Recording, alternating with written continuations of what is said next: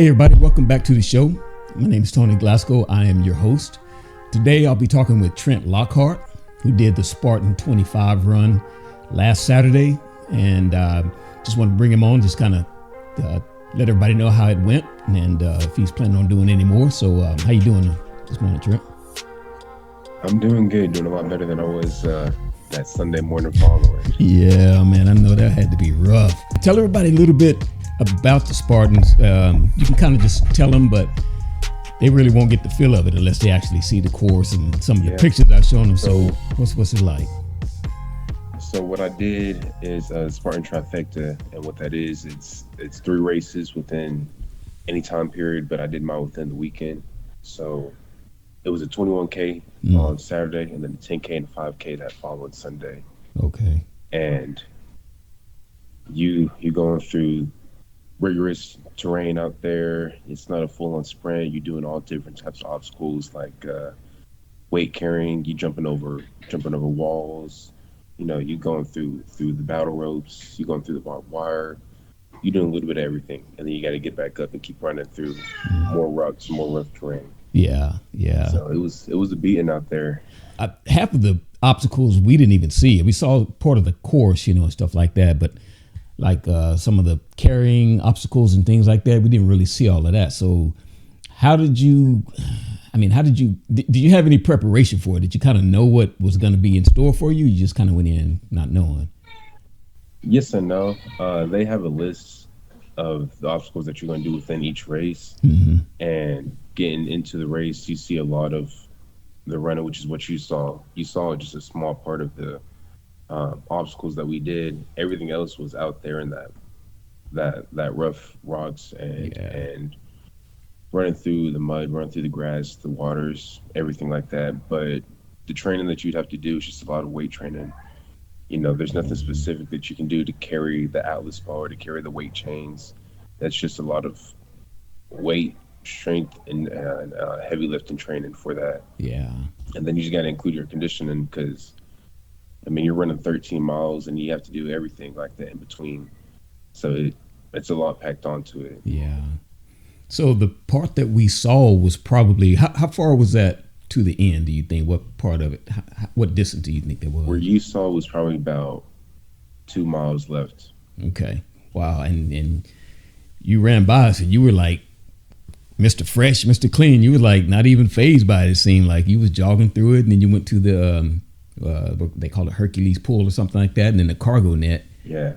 And I don't know how you had so much energy, man. How long did you actually have to train to go through that? I started about a year ago.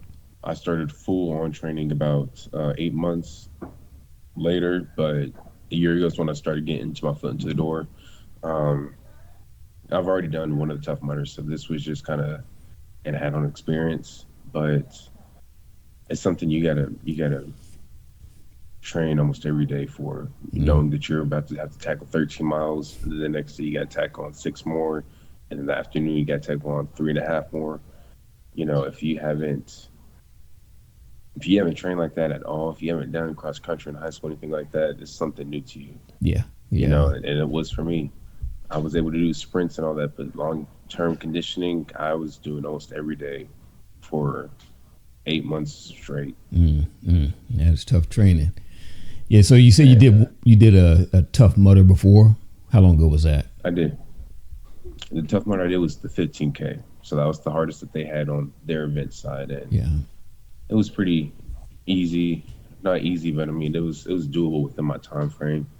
I was just looking for something more challenging, and I seen this come on, and I was ready for it. Yeah. But it's something you can't go light into. I was cramping up probably Lord's mile 13, mile 12.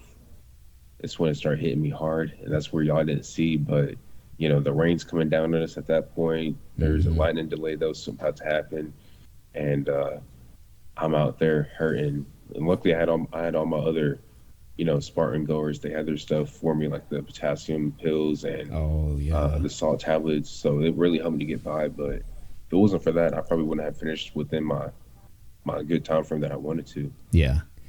Yeah, you said you wanted to do it in 4 hours, and without that delay, you would have definitely done that. But you said you still was in a good time frame, and so what is the average time that it takes to do that one particular race? That one race, the average time was about 5 hours, four Okay. hours and 54 minutes and some odd seconds. But I was looking to go, try to go into the first 4 hours, which my 15K was about 4.5 hours. Yeah. So that was a big improvement for me. Um, and so I think I would have ended around my 3:30 time frame if it wasn't for the delay and all that. But it pushed me back to 4 hours and 8 minutes, Hmm. which I see that as a win. Yeah. So how were they tracking time? Because we didn't really see any trackers. We just saw the numbers that you guys had. How did they track that? They have the small little tractors. Mine was in my shoe. Oh. Oh. Mine All was right. tied All up in right. my shoelace. That wasn't falling off. You've seen some people have it tied up around their wrists. Okay. Um, I never but they noticed. have mats all the way around the trail and track. That way, when you're stepping on each one, it's creating that timestamp for you. Say, hey, he's at Hmm. timestamp 5, he's at timestamp 7, all the Okay. way through the movements. That way, there's no cheating. You don't go to the start and then turn around and, oh, I finished, and you're done for the day. Yeah. Yeah. So we were wondering that because we didn't see. I didn't notice anything like on the wrists or whatever. But yeah, we just didn't know how they were tracking it. We said the same thing. You could just say whatever you wanted to do. Go around all the Yeah. obstacles and just run the course. Have you Yeah, no. seen people that do that? That just want to run the course and not necessarily do the obstacles because it's not. You don't have to. It's all about what you want to do, right? Yeah. Yeah, there's a lot of people out there that was just out there just to have fun. Yeah. Even though they were within the age group range, they were just kind of out there to go run as much as they can, and they didn't necessarily skip an obstacle, but if you don't do one, you had to just run a little bit further out there. And so it was Hmm. okay. And they take off. I mean, I seen probably one person skip about 70-80% of the obstacles. He did probably 4 or 5 of them, and it was a total of 35. Yeah. And it was just because he wanted to be out there and run the trail and all that. Yeah, I can see that. I mean, if you don't want to do the extreme or the ultimate Mhm. part of it, just want to stay in shape because that terrain was no joke either. Just walking up to the thing, it was Oh yeah. rocky land out there, and I believe it's the start of the hill country out there in Glen Rose out there. It's Mhm. the very edge of it, but it is some pretty rocky territory, and so that's good. So do you think are you planning on doing any more anytime soon, or are you gonna take a break and let your body recover a little more? Yeah, I'm on my break right now, taking the week off. I took this last week off right after, but I'm looking at getting back straight into it in the next couple months. We have Hmm. one Tough Mudder in March, and I know I will be doing one event over there.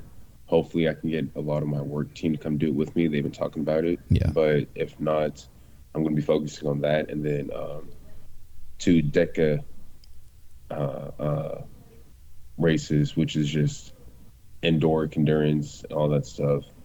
You're running kilometer in, exercise, kilometer in, exercise. Yeah, yeah, I've Do seen that for something about like eight that. kilometers. So you mentioned your team. Was your team there with you? I know there was one other guy that was going to do the Sunday morning run. Was there anyone else with the team there for you? Yeah, so Saturday I had one of my gym guys with me. I say team loosely. It's whoever I can pack on with me to come do these races. But Sunday or Saturday I had one of my gym goers with me, and that was Nate. Yeah. Love him. He's a lot more conditioned than I am, so he was taking off.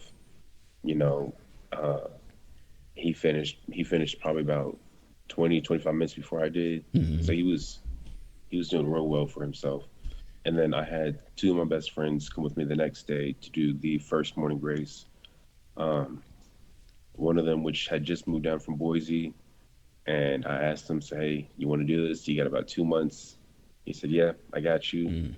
He bought his ticket instantly, and he went to work with me. And then my other one is another gym goer, but I've known him for years, and he was excited. He was ready to do his thing out there, and he come joined us. He's been training with me for about 4 or 5 months, Yeah. trying to get ready for everything. So I feel like we're going to be growing a little bit in that aspect. I know they're ready for their own trifecta, and I told them I'll come do it with them when they're ready for that. So Yeah. hopefully, give them a year, and you'll be seeing me do that whole system again. Yeah, it's pretty cool, man. You know what? Y'all don't know, but I've known this young man since he was a baby. You know, when he was born, his dad's my best friend. Went to high school with him and everything, and he told me he was getting on this health kick and all that stuff and getting in shape and all that. And I said, all right, yeah, that's good. I didn't know it was like this though, that you were doing this type of stuff. So in total, from when you were starting to get into nutrition and health and all of that, how long has it been from then until now? I started getting into it right after high school, so 2022. Yeah. Okay. But I really started trying to take a hold of my health and my weight situation probably senior year, junior year, because I was weighing about 250 from freshman all the way until then, and it just fluctuated. It went from 250 heavy to 250 lean to 250, lineman size, and then back to being lean. And so it was always something I kind of struggled with. But after high school, you got to keep something active if you're not doing sports or anything. And I found this was the best way. I started my personal training right after high school. I started coaching for the same school right after I graduated. Yeah, I remember that. And through there, I was able to get these other kids ready and get them on the right path that I wasn't on. And at the same time, keep myself on that healthy path. And I fell in love with it, one after the other. And I figured what was next for me. And I seen the Tough Mudder, which that was a dedication to my sister. She had did hers about a decade ago. And I was ready to go out there, see what it was about and see how tough it was, knowing she did it, my dad did it, and my aunt, all of them together. And I had stepped onto that muddy grass and them hard rocks, and I was ready, and I loved it. Yeah. And I was ready for some more.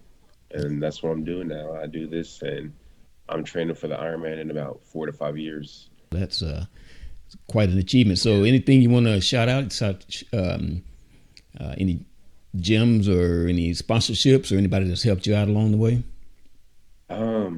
My friends, my family, they keep me going through these times, and all my supporters, come out when they can.